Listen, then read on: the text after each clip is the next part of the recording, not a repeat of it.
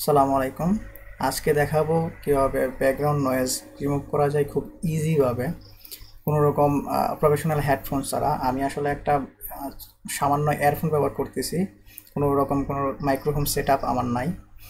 আহ, কিভাবে খুব ইজিভাবে আপনি ব্যাকগ্রাউন্ড নয়েজ যে শব্দটা আছে এই শব্দটা আপনি রিমুভ করবেন ওইটা আজকে দেখাবো। আমরা নর্মালি কি করি, আমরা আসলে আহ, আমরা অডাসিটি ব্যবহার করি ব্যাকগ্রাউন্ড নয়েজ রিমুভ করার জন্য, যেটা বর্তমানে আমি করতেছি। আমার নয়েজ আপনারা যেটা শুনতে পাচ্ছেন এটা আসলে অডাসিটি দিয়ে করা হচ্ছে। আমি নয়েজটা রিমুভ করে তারপর আমি এটা পাবলিশ করব।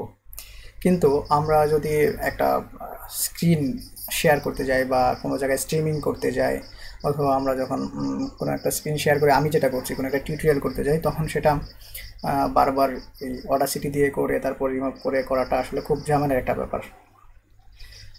তো আমরা যদি ওবিএস, যেটা দিয়ে আমরা স্ক্রিন শেয়ার করি বা স্ক্রিন স্ট্রিমিং করি অথবা স্ক্রিন রেকর্ড করি, ওইটা দিয়ে যদি সব খুব ইজিলিভাবে অটোমেটিকলি আমরা ব্যাকগ্রাউন্ড নয়েজটা রিমুভ করতে পারি, তাহলে এটা আরও ভালো হয় না আমাদের জন্য।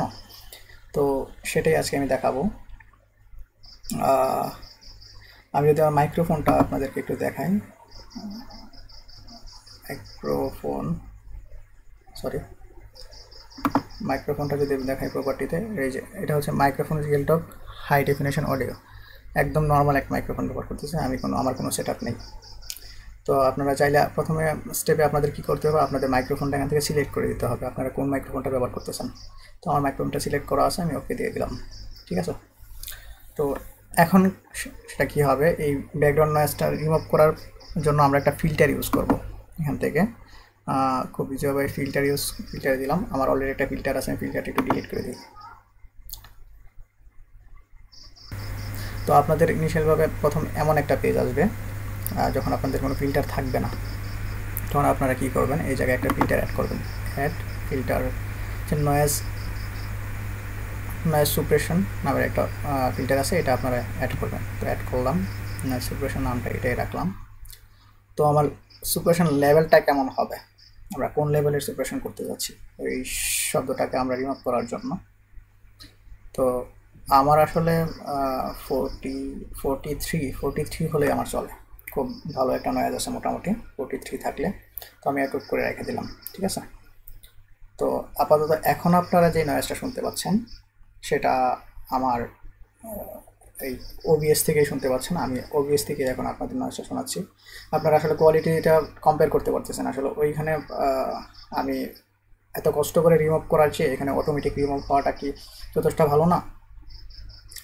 আর এখানে আরেকটা কাজ করা যায়, যে আপনার যে মাইক্রোফোনটা আছে, মাইক্রোফোনটা যদি যথেষ্ট কাছে থাকে তাহলে আপনি এখানে সাউন্ড একটু কমিয়ে নিতে পারেন। আপনার ডিফল্টভাবে থাকে কি এতটা, মানে সম্পূর্ণ সাউন্ডটা থাকে, তো এটাকে আপনারা একটু কমিয়ে নিতে পারেন। কমিয়ে নিলে হয় কি যে আসলে সাউন্ডটা একটু পারফেক্ট একটা সাউন্ড আসে।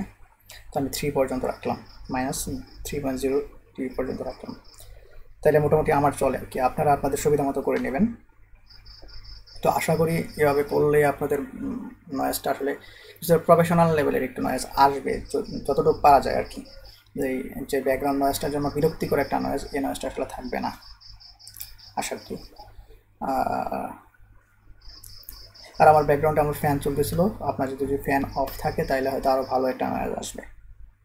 আর যদি আপনাদের আসলে কাজে লাগে একটু, অবশ্যই কমেন্টে একটা থ্যাঙ্কস দিবেন আর সাবস্ক্রাইব করবেন, পাশে থাকবেন। আল্লাহ হাফিজ।